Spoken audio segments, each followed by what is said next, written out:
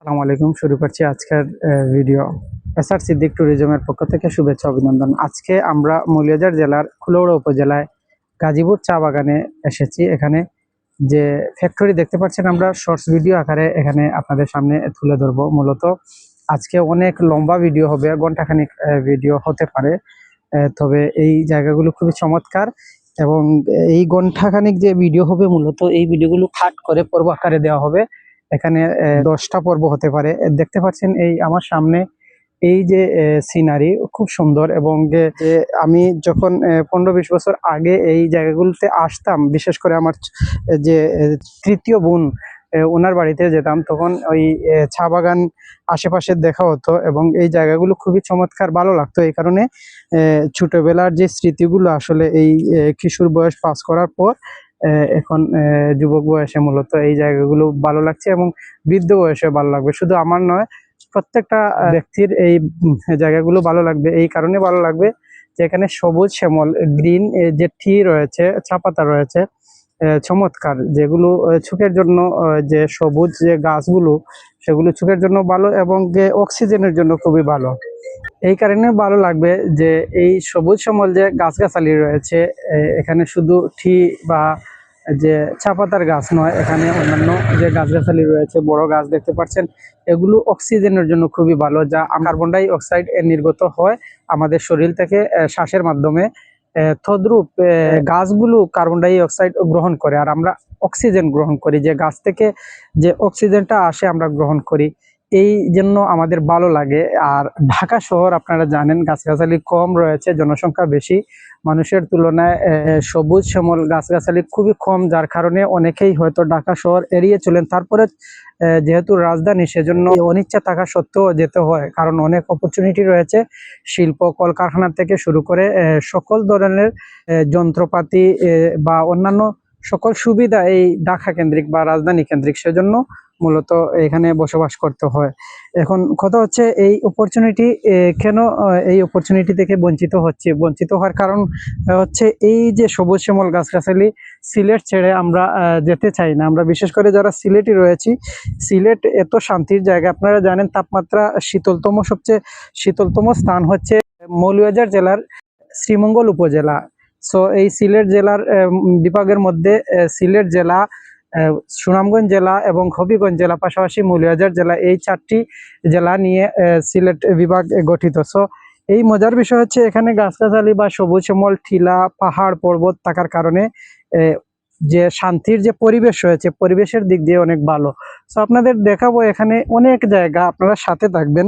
So অনেক কথা বলবো, হয়তো কথার ফাঁকে আপনারা অনেক কিছু দেখতে পারবেন এবং যে ব্যতিক্রমী গাছগুলো এগুলো আসলে দেখানোর চেষ্টা করব। এই দেখেন যে কচুর যে আলাদা পাতা, এই পাতার মধ্যে অনেক চমৎকার যে দেখতে পাচ্ছেন। মূলত এই গাছগুলো আমাদের জন্য অনেক, এই যে যে ইকো স্ট্রাকচার, যেটা এনভায়রনমেন্ট বা আমাদের পরিবেশের ভারসাম্য ধরে রাখার জন্যই মূলত এরকম অনেক যে গাছগাছালি, পশু পাখি, যা জীবজন্তু রয়েছে, সকল কিছুই মূলত আমাদের উপকারে আসে। আল্লাহ তাআলার সৃষ্টি এই জগতের যত জীবজন্তু, যত ধরনের যা কিছু রয়েছে, সবকিছু মানব জাতির কল্যাণের জন্য। সো এগুলোই। আর এখানে দেখতে পাচ্ছেন এই গরমে, আপনারা জানেন এখন 2025 সালের জুন মাস চলছে, যা এপ্রিল থেকে গরম শুরু হয়েছে এবং বর্ষাকালে গরম রয়েছে। তারপরেও আমি কত রিল্যাক্সে এখানে হাঁটছি এবং এইরকম যদি গাছগাছালি পুরো বাংলাদেশে বৃদ্ধি পায়, তাহলে বাংলাদেশের যে অক্সিজেন রয়েছে, যে যেরকম পরিবেশ রয়েছে, পরিবেশের মান বৃদ্ধি পাবে, কার্বন ডাই অক্সাইড হ্রাস পাবে, যার ফলশ্রুতিতে এই আমাদের স্বাস্থ্য হানি ঘটবে না এবং সুস্বাস্থ্যের অধিকারী হবো আমরা। প্রত্যেকের চিকিৎসা খাতে যে ব্যয় হয়, সেই ব্যয়গুলো হ্রাস পাবে, কারণ আমরা যখন পরিবেশ আমাদের নিয়ন্ত্রণে থাকবে, তখন আমরা ভালো থাকবো। আপনারা জানেন যে পলিউশন, দূষণের মধ্যে ওয়াটার পলিউশন, তারপরে সাউন্ড পলিউশন এবং এয়ার পলিউশন, এই 3টা পলিউশন রয়েছে। এই পলিউশনগুলো মূলত 3টা মিলেই আমাদের স্বাস্থ্যহানি ঘটে। সেজন্য এগুলো থেকে মুক্তি পাওয়ার সবচেয়ে বড় বিষয় হচ্ছে গাছ। গাছ যদি না লাগানো হয় তাহলে আমরা কোনোভাবেই ভালো থাকতে পারবো না। আর সিলেট তো এমনি প্রাকৃতিক দিক দিয়ে অনেক সুন্দর, এবং সবুজ শ্যামল যে গাছগাছালি হয়, মাটি উর্বর থাকার কারণে মূলত হয় পাহাড় পর্বত, এবং কিছুটা ব্যতিক্রমী পরিবেশ রয়েছে এই সিলেট বিভাগে। মূলত অনেক পরিবেশগত 2-1 মাস পর পর নতুন নতুন সিজন আসে, যেগুলো বর্ষাকাল, শীতকাল, গরমকাল বলেন। আর এই যে 6টি ঋতু রয়েছে, গ্রীষ্ম, বর্ষা, শরৎ, হেমন্ত, শীত, বসন্ত, এই 6টি ঋতুর মধ্যে আমরা 12টি ঋতুর পরিবেশ পাই, কারণ সেখানে 1 মাস পরে পরে ঋতুর পরিবর্তন ঘটে। আরেকটা দুঃখের বিষয় হচ্ছে যে এই জায়গাগুলোতে যখন পরিবেশের ভারসাম্য যদি নষ্ট হয়, তাহলে দেখা যাবে গরমের সময় শীত, শীতের সময় গরম, এই সমস্যা দেখা দিবে, এবং গাছগাছালির দিকে এফেক্ট পড়বে, এবং পশু পাখি, জীবজন্তু তাদের বিলুপ হবে। দেখা যাবে পশু পাখি মূলত আমাদের এই জায়গাগুলো থেকে হ্রাস পেতে থাকবে। সেজন্য বন উজাড়করণ থেকে নিজেদের রক্ষা করতে হবে। বন যেন কাটা না হয়, টিলা, যে ধরনের পাহাড়ি এলাকা, পাহাড়ি টিলা রয়েছে, সেগুলো যেন খেটে মাটি ভরাট করে বসত বাড়ি যেন অপরিকল্পিতভাবে না হয়, সেদিকে আমাদের লক্ষ্য রাখার প্রয়োজন রয়েছে। কারণ আমরা আসলে কয় বছর বাঁচবো, হয়তো অনেক আমাদের জীবনের যে মৃত্যু হার রয়েছে, সেখানে 70 বছর এভারেজ দেখা যায়, 69 বছর বা 59 বছর যাই বলেন, এর চেয়ে বৃদ্ধি হ্রাস ঘটবে এভারেজ যে মৃত্যু হার বা জন্মহার, যেভাবে আমাদের দেখতে পাচ্ছেন আমাদের দেশের যে।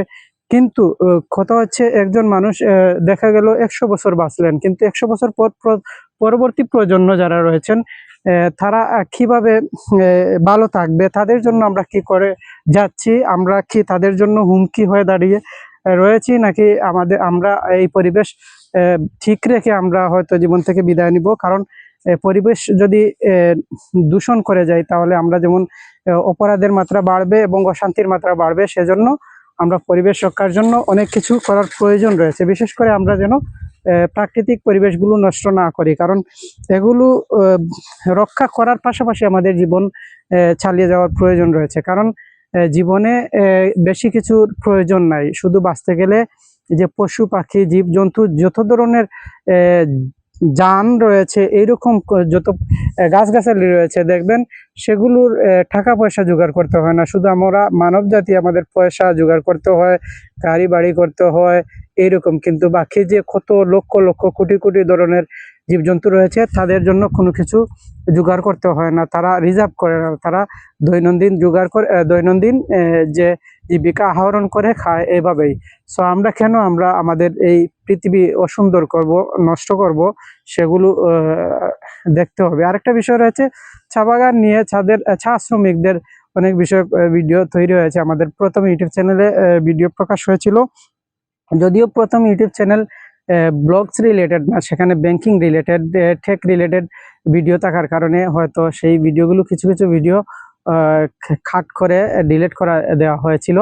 এখন যে আমরা দেখতে পাচ্ছি, আমাদের এসআর সিদ্দিক ট্যুরিজম যে ইউটিউব দ্বিতীয় চ্যানেল, আমাদের এই দ্বিতীয় চ্যানেলে ব্লগস রিলেটেড অনেক ভিডিও পাবেন, এবং পরামর্শ দিবেন কোন কোন জায়গাগুলো তুলে ধরবো। সো আমরা অনেক বিষয় তুলে ধরার জন্য পুরো বা এই যে চা বাগান আমরা দেখাবো, অনেক হয়তো পর্ব আকারে ভিডিওগুলো প্রকাশ হবে। 10 মিনিটের ভিডিওগুলো আমরা হয়তো আপনাদের সামনে তুলে ধরবো, কাট করে। যদি 1 ঘন্টা 1.5 ঘন্টা রেকর্ড করা হয়, পুরো বাগানটি আপনারা দেখবেন। বাগান চমৎকার আসলে। এখানে দেখতে পাচ্ছেন, এত হাঁটাহাঁটি করার পরে অত বেশি কম ঘামছি, যেখানে অন্যান্য জায়গায় ঢাকা শহরে রাস্তায় বের হলেই কত, বা শহরাঞ্চলে এই গাছগাছালি কম থাকার কারণে এইরকম পরিবেশ নষ্ট হচ্ছে। আমার কথা হচ্ছে, প্রশস্ত রাস্তা, এবং এখানে প্রশস্ত রাস্তা যদি হয়, এবং ডানে বামে দুটো যে মাঝখানে ফুলের যে 4 লেন করে প্রশস্ত রাস্তা করার প্রয়োজন রয়েছে। পরবর্তী পর্ব দেখতে সাথে থাকুন, আশা করি দ্বিতীয় পর্ব খুব শীঘ্রই পেয়ে যাবেন। আল্লাহ হাফিজ, আসসালামু আলাইকুম।